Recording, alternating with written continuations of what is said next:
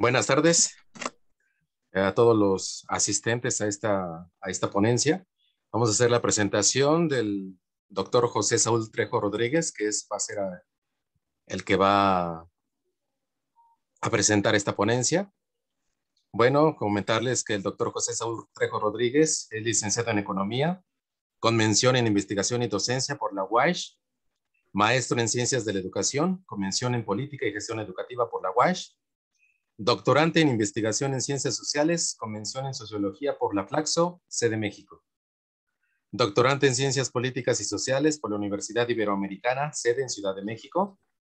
Temas de interés, como es la teoría de los sistemas sociales, Sociología de la Educación, Economía de la Educación, Política y Gestión Educativa. Capítulos de libros, como la relación tutora, una explicación teórico-sistémica del proceso de enseñanza-aprendizaje basado en la interacción, del libro Metodología, Teoría y Práctica, Fundamentos de la Comunidad Tutora. De igual manera, otro capítulo del marco referencial de la relación tutora, Posibilidades y Perspectivas, en colaboración con Francisco Alejandro Torres Vivar, en el libro Experiencias de Aprendizaje en Comunidad Tutora. Bueno, dejamos la palabra, le cedemos a la palabra al doctor José Saúl Trejo para que nos exponga su ponencia. Adelante, doctor. Muchas gracias, Jorge. Buena tarde y buena tarde a todos quienes hacen el honor de acompañarme en esta presentación, principalmente siendo viernes y a esta hora, pues creo que es muy significativo, por lo menos para mí lo es. Entonces, muchísimas gracias por su tiempo y su atención.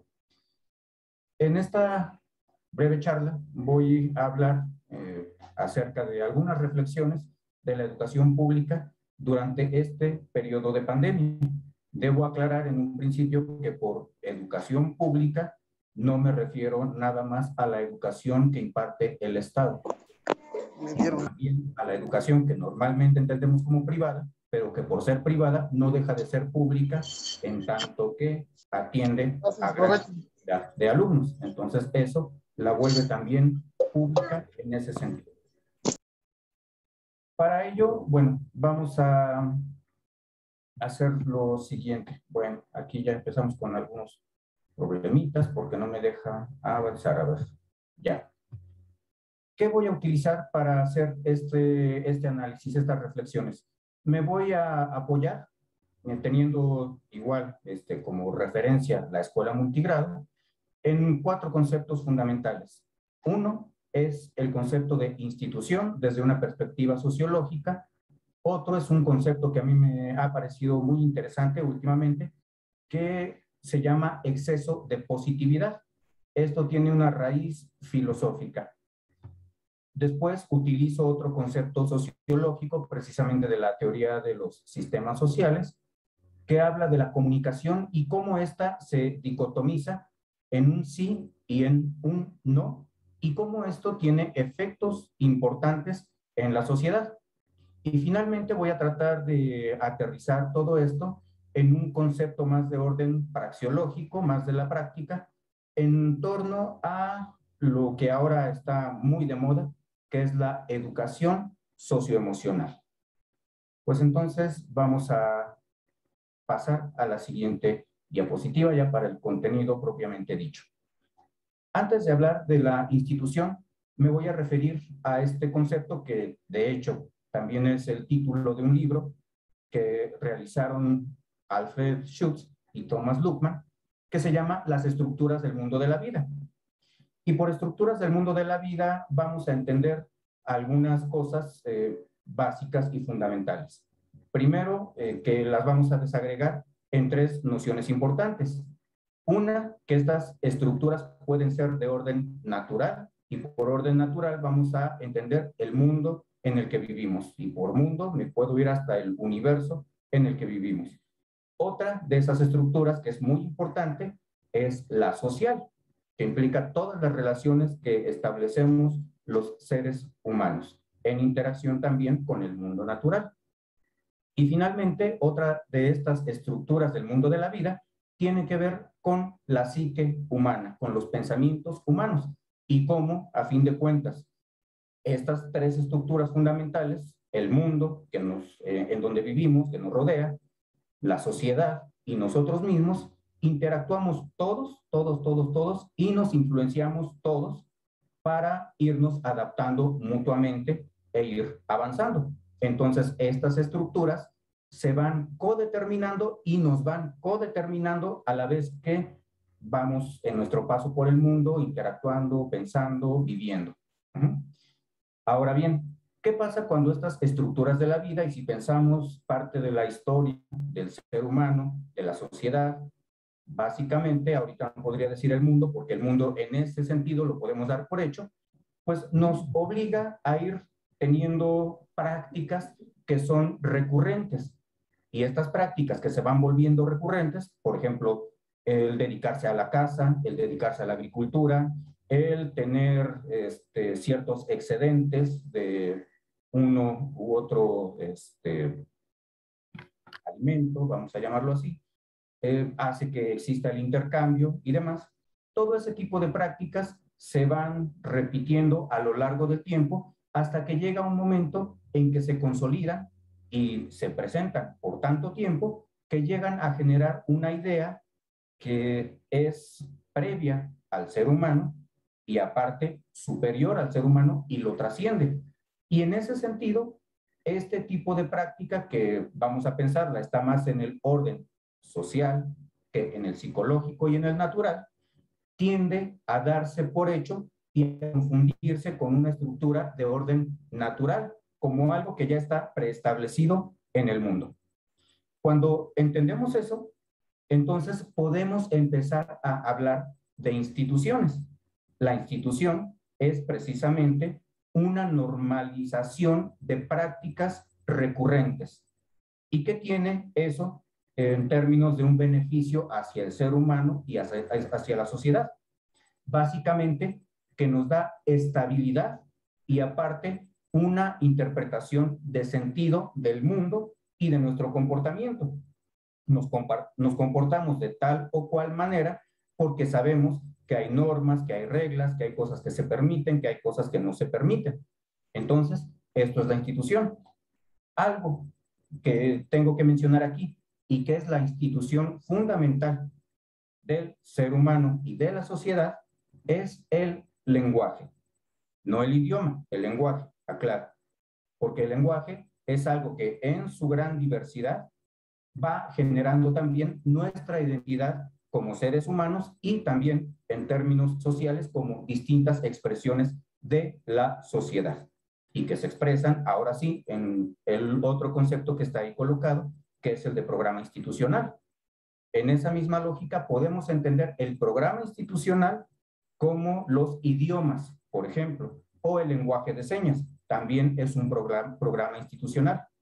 ¿Esto en qué avanza en relación a las estructuras del mundo de la vida que las podemos dar como un presupuesto del actuar humano? La institución que imprime una cierta normalidad y asentamiento de una práctica. Ahora, el programa institucional lo que añade es una racionalidad, una lógica de acción por parte de las instituciones. ¿Y qué es lo muy importante aquí? Que si recordamos un poquito este muy apretado breviario histórico, las instituciones surgen a partir de las prácticas de los individuos. Cuando esta institución se consolida, el individuo da por hecho que esa institución existe. Y entonces, de un momento a otro, dirían subrepticiamente, sin poder identificar muy bien por qué, esta institución se le sobrepone al ser humano. Y entonces el ser humano, que fue el creador, por ejemplo, de la religión, de la familia, de la economía, de la política, etcétera, termina siendo atrapado en este entramado institucional. Muy bien.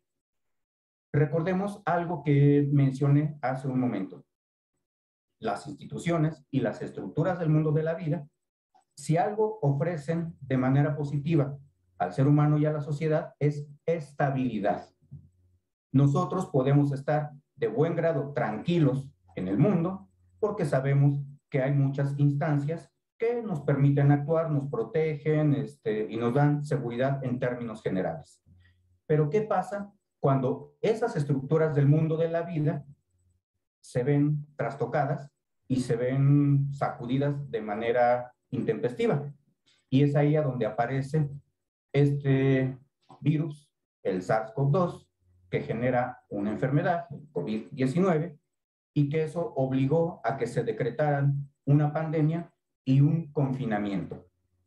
Eso hace necesariamente que esas estructuras del mundo de la vida, como ya lo mencioné, se vean trastocadas y tengan que reajustarse.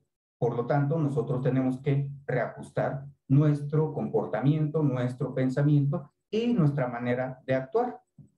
Pero ¿qué pasa? Eso no se da de manera institucional y por decreto, de un momento para otro. ¿Por qué?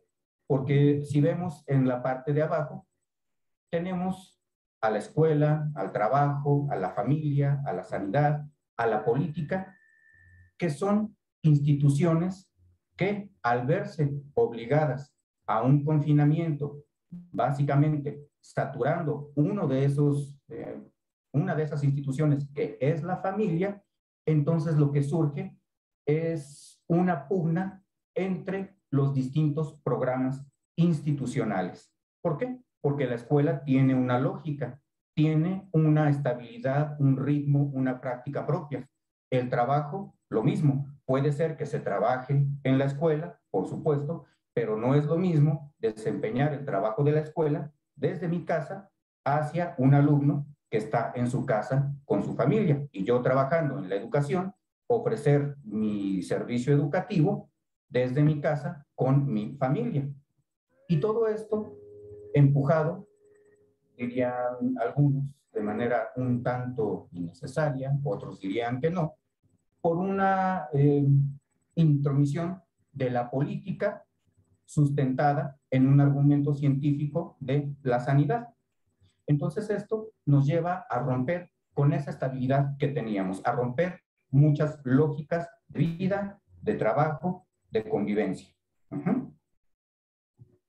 Ahora dejemos un poquito de lado estos conceptos sociológicos y entremos al segundo concepto que les mencioné, el de exceso de positividad. Este concepto lo tomo de un filósofo surcoreano que se llama Byung-Chul Han, que escribió un ensayo que toma la forma de un libro que se llama La sociedad del cansancio. ¿Qué es lo que me llama la atención de este libro y por qué tomó ese concepto?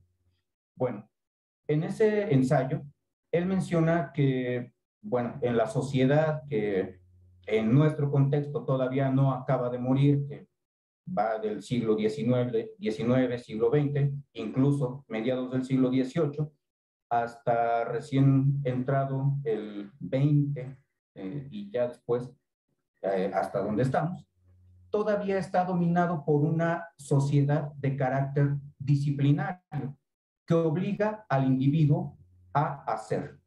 Está colocado en una lógica de deber hacer. Y esta disciplina, retomando a Byung-Chul Han, y a su vez él retoma a Michel Foucault, nos habla de estructuras sociales, de instituciones que están fundamentadas en la lógica del panóptico, en la lógica de vigilar y castigar. Y bueno, sabemos que él tiene precisamente un libro que se llama así y describe cómo funcionan los hospitales, cómo funcionan las escuelas, entre otras instituciones, y todas están encargadas de fomentar esta parte de la disciplina, dejando de lado el castigo físico, pero utilizando medios coercitivos para que el individuo tenga que ajustarse a ciertas normas, a ciertos reglamentos y demás. Y si no los cumple, pues entonces vienen las sanciones. Pero ocurre algo interesante. Esa sociedad que todavía se caracteriza por un gran rasgo disciplinario, empieza a entrar a otro tipo de sociedad que él denomina del rendimiento.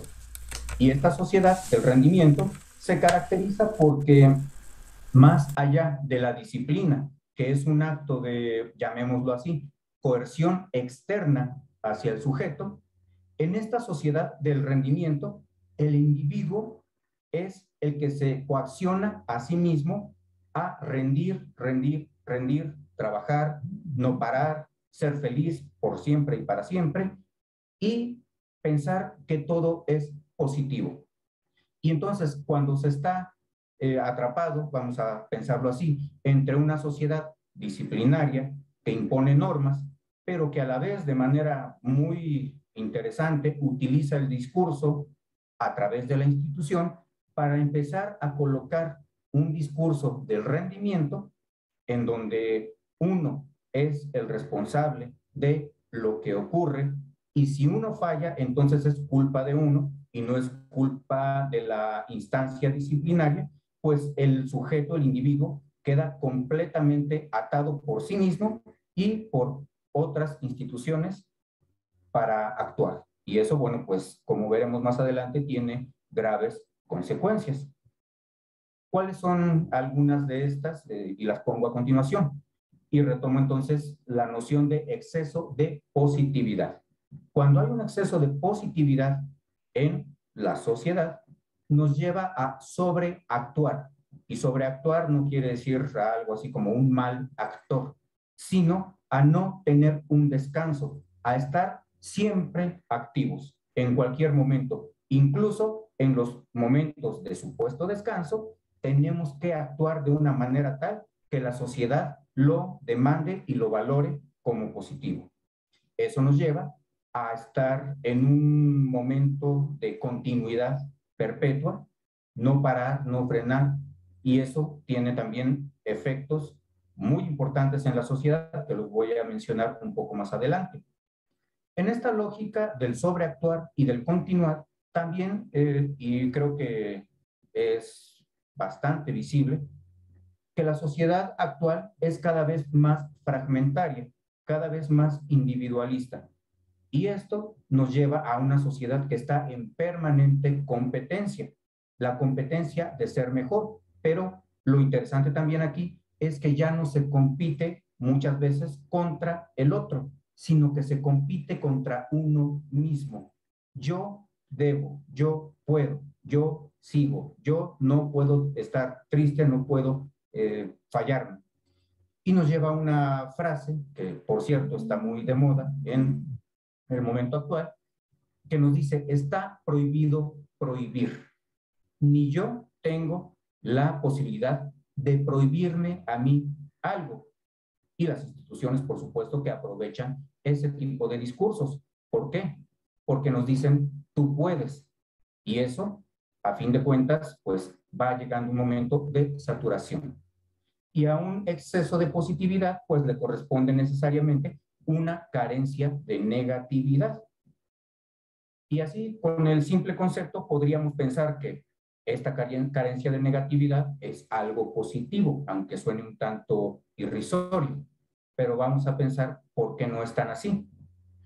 La negatividad nos hace referencia a una situación de, y ahorita le vamos a quitar los no que están colocados en la diapositiva, a tener una posición reflexiva, a una posición de tener la capacidad de detenerme un momento, a tener una capacidad de colaboración, a no estar yo siempre en la carrera, a tener algo muy importante, que es la capacidad de negarse a hacer algo, y también a que el deber no es algo que necesariamente se tenga que cumplir cuando ese deber no es, vamos a ponerlo así, satisfactorio o positivo para el individuo y para la sociedad. Entonces, cuando yo sobreactúo, cuando no me detengo, estoy imposibilitado para reflexionar lo que hago como individuo y como grupo. Cuando estoy en algo continuo, en un movimiento perpetuo, estoy, por supuesto, impedido de parar y descansar, que es algo muy importante. Cuando estoy compitiendo, incluso conmigo mismo, no puedo, ni siquiera conmigo mismo, colaborar para hacer algo. Y el no negarse, pues por supuesto que alimenta el exceso de positividad al actuar por actuar, no actuar con una reflexión. Y eso nos lleva a la necesidad de tener que deber hacer algo por el poder que otros y que incluso yo me impongo para realizar alguna función. Esto Si ahora lo trasladamos al individuo, pensemos en este momento a cualquier individuo, lleva a generar trastornos neuronales. Siguiendo todavía con este ensayo de la sociedad del cansancio, Byung-Chul Han habla de que la sociedad del rendimiento tenía otro tipo de trastornos, que eran más de índole físico, pero en la sociedad que empieza a consolidarse, que es la del rendimiento, estos trastornos son más de índole neuronal, que nos lleva precisamente a que estemos con una proliferación impresionante en las escuelas de depresión, de TDA, de SDO, de TLP, de todas estas enfermedades psíquicas que son paradójicas en realidad, porque el sujeto, el individuo, está tan presionado por sí mismo, por su entorno, para no hacer un alto en el camino, que empieza a generar todo esto precisamente por querer agradar, por querer superarse, por querer no fallar y no fallarse a sí mismo. Entonces, ¿a qué nos lleva esto? Y aquí vuelvo a retomar el concepto de institución. Como ya lo platiqué hace un momento, la institución es algo que va generando el ser humano en la relación con otros seres humanos y con el mundo en términos de prácticas que van trascendiendo a lo largo del tiempo, y llega un momento en que esas prácticas se le imponen al ser humano. Cuando esta institución tiene un exceso de positividad, ¿qué es lo que pasa? La vuelve una máquina de rendimiento autista. Es decir, una máquina incapaz de reflexionar lo que hace. Simple y sencillamente está ya tan acelerada que tiene que hacer lo que hace e impone esas actividades. Y eso, como veremos también, tiene para mí efectos fuertes. Veamos la siguiente paradoja colocada con estas flechitas. La que apunta hacia arriba nos dice: positividad como acción sumamente pasiva, sometimiento por rendimiento. ¿Por qué digo esto? Cuando estamos obligados a actuar, actuar, actuar, actuar, actuar y cumplir, es muy difícil que tengamos un momento para pensar y reflexionar. Entonces, aunque parece que estamos todo el tiempo activos, en realidad a nivel mental estamos muy pasivos. Nada más estamos tratando de cumplir algo. De ahí la sociedad del rendimiento. Pero este rendimiento no necesariamente se verifica o se justifica en el mejoramiento de algo, sino en el cumplimiento de algo. A contrapunto, la flecha que apunta hacia abajo nos habla de la negatividad como inacción sumamente activa a una liberación por reflexión.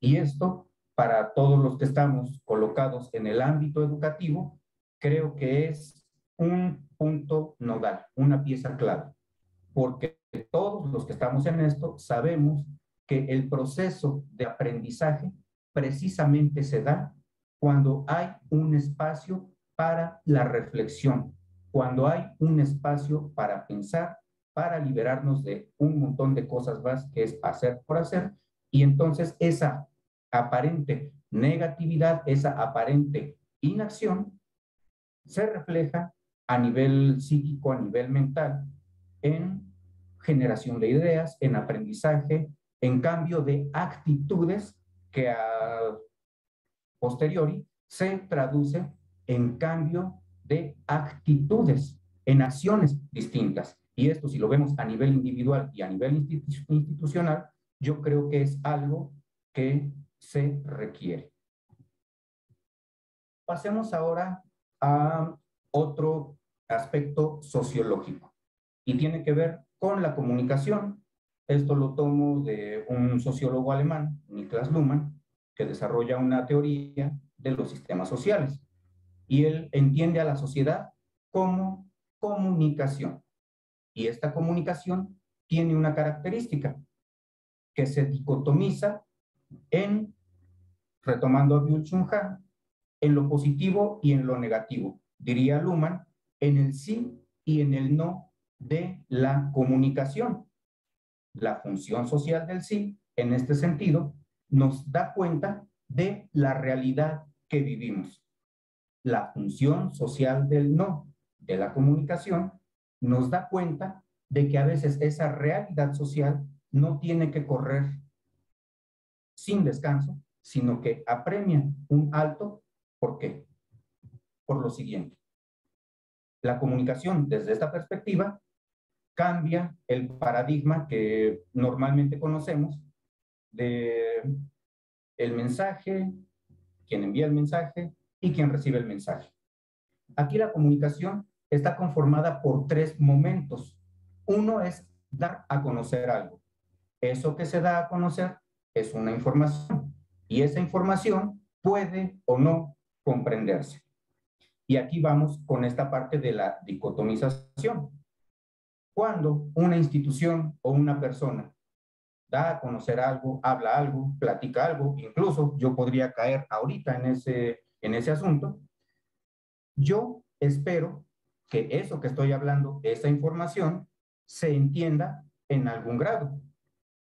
Estaría muy mal si yo asumiera que porque yo lo entiendo, todos mis interlocutores lo van a entender también. El yo asumir eso me llevaría a una posición de el sí comunicativo. El yo estarme autoengañando para decir, yo dije esto, lo comprendieron, continúo. Dije esto otro, lo comprendieron, lo continúo. Ahora, ¿qué pasa cuando colocamos el no? Y pensamos también ahorita un poquito en Byung-Chul Han, en la parte de la negatividad. Para Luhmann, el no puede expresarse de tres maneras. Cuando yo doy a conocer algo y entonces en el momento de que esa información se está tratando de comprender por mis interlocutores, puede haber una posibilidad entre varias que digan, a ver, permíteme tantito, pero no te estoy comprendiendo del todo. Creo que entendí esto. Entonces, eso hace que la comunicación se detenga por un momento, regrese sobre sí misma e intente explicarse a sí misma de una manera diferente para que quien me está interpelando pueda comprender lo que yo estoy tratando de decir. Otro momento más radical en donde esta información de plano es inentendible, pero quien está platicando conmigo o escuchándome dice, a ver, discúlpame, pero ahí sí no te entendí nada. ¿Me lo puedes explicar de nuevo? Y entonces se da también un regreso con múltiples posibilidades para que esa información que se está dando se pueda dar de distintas maneras. Y finalmente una que rompe con la comunicación es que quien está escuchando diga, ¿sabes qué? Este tipo está medio loco, no se le entiende nada, ya me fastidió, me voy. Entonces la comunicación simplemente no se da. Pero algo muy interesante pasa ahí. En esa posición radical de decir, no, me interesa, no quiero continuar la comunicación, se parece demasiado a cuando la comunicación trabaja perpetuamente en el sí, sin preocuparse porque alguien más la entienda. Y entonces los interlocutores simulan haber comprendido la información y simulan haber generado el ciclo de la comunicación. Y como vemos, pues eso en términos educativos se puede verificar de manera muy simple en distintos niveles. Si estamos al nivel de la escuela, en el salón de clases o en este caso entre pantallas, el alumno nos puede decir, sí, entendí. Pero si nosotros le preguntamos, a ver, explícame, y entonces nos damos cuenta en realidad que no, nosotros tenemos la responsabilidad de canalizar esto. Pero hay ocasiones en que eso pues no es tan fácil de realizar. Lo mismo ocurre a veces, y esto es más grave, cuando hablamos ya a nivel institucional. Cuando la institución da indicaciones y asume que todo mundo las entendió y las tiene que cumplir por igual. Y en este momento, bueno, pues recuerdo al secretario anterior de Educación Pública a nivel federal, Esteban Moctezuma, cuando empezó todo este asunto de la pandemia y se decretó el confinamiento. Y entonces la Secretaría de Educación Pública tomó la decisión de no detenerse. El único, entre comillas, porque ni siquiera fue así, descanso, fueron las vacaciones de Semana Santa, que incluso ya ni siquiera se atreven a decir el periodo vacacional, es un periodo de receso a lo más, porque el discurso también se utiliza. Y entonces ahorita se empieza a penalizar el concepto de vacaciones, que implica un descanso relajado, por un receso. Entonces decidió que nada más era ese receso y entonces comienza el asunto del aprende en casa. Y el aprende en casa significó hasta ahorita 3 secuencias, ¿no? Vamos en el aprende en casa 3. Y yo sostengo que la Secretaría de Educación Pública y la sociedad, por lo menos en su expresión mexicana, ha dejado pasar un momento precioso y valioso en hacer un alto en el camino, en detener esa positividad a ultranza, dándole un poco de espacio al no reflexivo o a la negatividad de un poco pensar lo que se tiene que hacer para cambiar actitudes, para cambiar acciones y para cambiar el resultado del sistema educativo. Y aquí retomo algo que la doctora Silvia Schmelkes mencionó el lunes en su conferencia y que me llamó sobremanera la atención. No es que critique lo que ella dijo, más bien lo pongo en este contexto. Ella mencionó que lo que peor se podría hacer en este momento es evaluar y reprobar a los alumnos, que eso sería algo casi criminal. ¿Por qué? Porque están en una gran desventaja, porque, y bueno, esto ha sido algo recurrente en las distintas conferencias que se han ido dando, es esta frase que se ha ido casi acuñando: la educación es presencial o no es. Y entonces yo me pregunto, ¿cuándo se forza una educación virtual, a distancia, de emergencia y todos estos calificativos que se le pusieron? Y también, al mismo tiempo, también el antiguo secretario de Educación sale a decir, casi cuando se empieza a despedir, y a propósito de los resultados que hubo para el ingreso tanto al nivel superior como al nivel medio superior, ellos levantaron una encuesta y dijeron, bueno, él dijo que estaba muy contento porque esos resultados de esas encuestas habían demostrado que la educación dentro de las escuelas y la educación a través de las pantallas había demostrado que no había tenido una variación, que los resultados de los estudiantes que aspiraron a ingresar al nivel superior prácticamente salieron igual que en un momento previo, que era cuando todavía no había pandemia.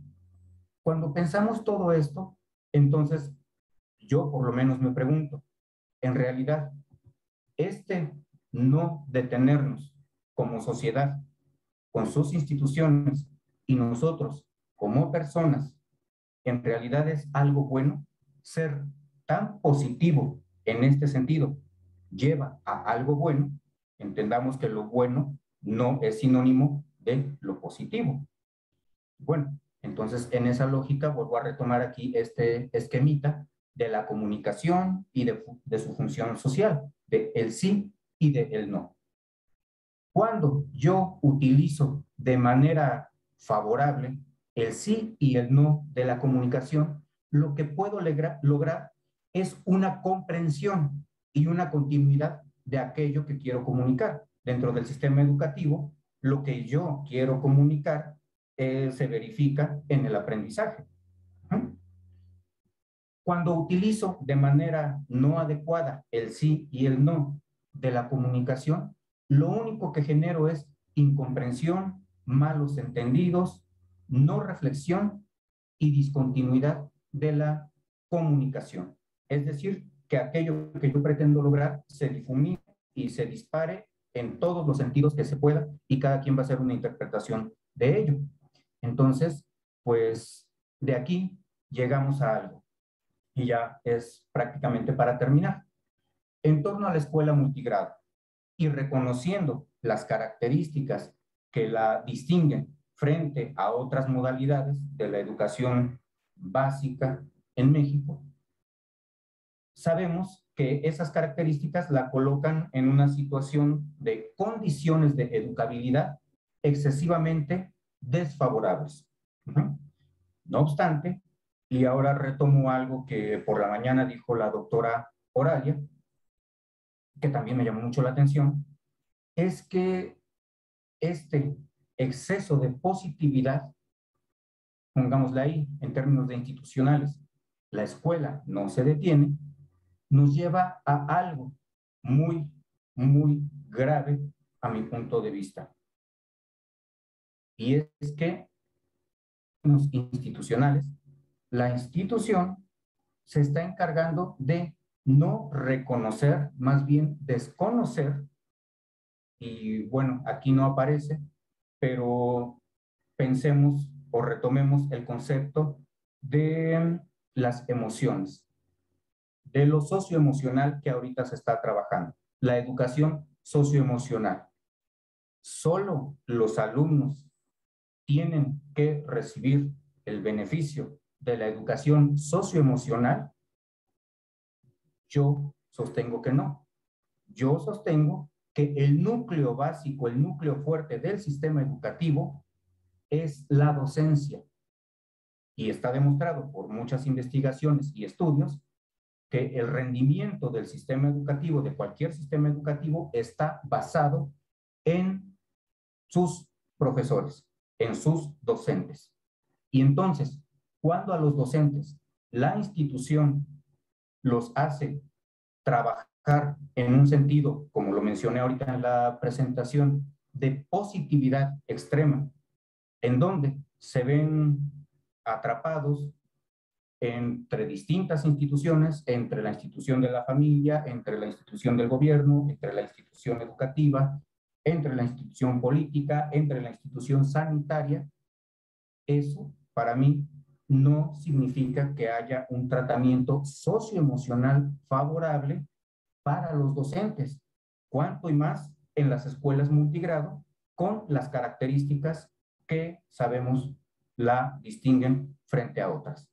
Entonces, la reflexión final para mí es necesario, aun que ya las condiciones no estén tan exacerbadas como a un principio, hacer un alto en el camino, en serio, y generar propuestas que tengan mayor efectividad y que además reconozcan las condiciones reales en las que opera el sistema educativo, porque, bueno, tenemos los resultados y también se han dicho, se han presentado muchos datos a lo largo también de los días que lleva el Congreso que tienden a confirmar esto que se está mencionando ahorita. No obstante, el discurso oficial, el discurso institucional, apunta a lo contrario. Entonces, yo creo que es necesario que las instituciones, y de ahí nada más me voy un poquito al inicio de la presentación, sin regresarme a ella, nada más retomo a uno de los autores, que es François Dubec, a quien retomé para hablar del concepto de institución. Ese concepto lo retomo de un libro que él titula El declive de las instituciones. Y él habla de ese declive cuando la institución precisamente se vuelve lo que comenté hace un rato, una máquina de rendimiento autista. Entonces, pues yo con esto concluyo la presentación y quedo abierto a las preguntas si es que hubiera alguna. Muchas gracias. Gracias, doctor Saúl. No sé si tengan alguna pregunta que realizarle al doctor.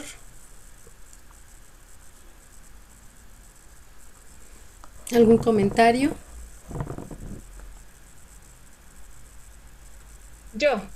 Adelante. Sí, gracias. Buenas tardes. Doctor Saúl, felicitarlo por su tema de interés y de reflexión. Prácticamente me llevo de tarea una reflexión sobre muchos temas que usted trató. Me parece increíble su presentación. Muchas gracias. Gracias. ¿Alguien más? Sí, yo, Adelante, maestra. pues felicitar al doctor. Es una ponencia que yo soy docente de educación primaria y hasta cierto punto pues me hizo ir como visualizándome lo que vivimos diariamente nosotros en las instituciones, ¿no? Muchas veces para la estructura del gobierno, pues es como que pedir cosas sin darse cuenta lo que nosotros realmente vivimos o tenemos a la mano para dar respuesta a lo que ellos nos piden, ¿no? Es una excelente ponencia, a mí me pareció muy bien lo que él nos comenta y pues muchas felicidades. Gracias. Gracias, maestra Nidia. ¿Alguien más? Sí, yo. Adelante. Felicidades, doctor, por su participación. Muy excelente su trabajo. Muchas felicidades. Muchas gracias, al contrario. Muchas gracias por tu atención. Yo, maestra. Adelante, maestra María del Pilar. Solamente pues para hacerles una felicitación al doctor, excelente ponencia. También para mencionarles a ustedes y hacerles hincapié por qué los temas de gran interés como les dan tan poco tiempo de ponencia. Yo diría que debería ser un poquito más amplio o dar una segunda. ¿Por qué? Porque son unos temas simplemente buenísimos y nada más es de retomar ciertas cosas que a veces, como decía el doctor, tomo de Silvia, ¿no? Lo que dijo su ponencia el lunes, es cierto, y nos hace recordar. Son temas tan buenos, tan que te llenan, y más principalmente uno que está frente a grupo o frente a una escuela, pues sí es tomar en cuenta estos temas, pero que se hagan más amplios, no de 50 minutos, 60 minutos. Para mí se hace muy corto ese tiempo para que él pueda desplayar todo su conocimiento hacia nosotros, que es de gran ayuda. Muchas gracias y excelente ponencia, doctor. Muchas gracias. Sin palabras, simplemente agradecimiento. Pues si me permiten, Adelante. quisiera unirme a las felicitaciones al doctor. Me pareció un tema sumamente interesante y bueno, creo que nos queda precisamente como tarea el seguir investigando, el seguir ahondando un poco. Bien lo comenta la maestra, el tiempo es muy corto y quisiéramos seguirle escuchando, pero bueno, creo que ahora viene la otra parte, ¿no? El adentrarnos, el trabajar y el poder replantear con base en los preceptos que usted comparte, poder replantear un poquito nuestra labor docente. Muchísimas gracias y muchas felicidades por su trabajo. Una vez más, muchas gracias. Pues, bueno, a mí me agrada mucho escuchar estos comentarios en términos de lo que provoca, ¿no? De la inquietud que te genera y esa necesidad de reflexionar para cambiar. Creo que eso es algo muy importante y muy necesario. Gracias, maestra. Adelante, maestra Mónica García. Sí, buenas tardes, maestra. Bueno, felicitar al doctor por su participación y estoy de acuerdo con él cuando menciona lo socioemocional. Cuando con el problema de la pandemia, el COVID deja secuelas muy importantes, como el de la comprensión. Una de esas secuelas es esa, que después de la enfermedad, en algunas personas les cuesta trabajo entender unas cosas tan simples que para otros es fácil, para los que tienen las consecuencias les cuesta mucho trabajo tratar de entender cosas a veces sencillas. Por eso considero importante que para los docentes de multigrado que atienden varios niveles en un solo grupo, es importante tocar este tema para ellos. Nada más, eso sería mi comentario. Y gracias por sus aportaciones, me parecen muy importantes y valiosas. Gracias a usted, maestra Mónica. Algo también que no lo mencioné, es necesario reconocer, no se circunscribe nada más al ámbito de multigrado, pero ahí se vuelve más significativo, son las estrategias que desarrollaron los maestros, sacrificando tiempo, sacrificando dinero, es más, ni siquiera sacrificando, porque lo hacen con gusto, que es lo mejor. Eso pareciera ser que no tiene una respuesta recíproca, pero es algo necesario. Muchas gracias por su comentario. Ok. ¿Alguien más quisiera comentar algo? Si no, vamos a proceder a entregar al dar lectura a un reconocimiento para el doctor Saúl. Entonces, si me permites compartir.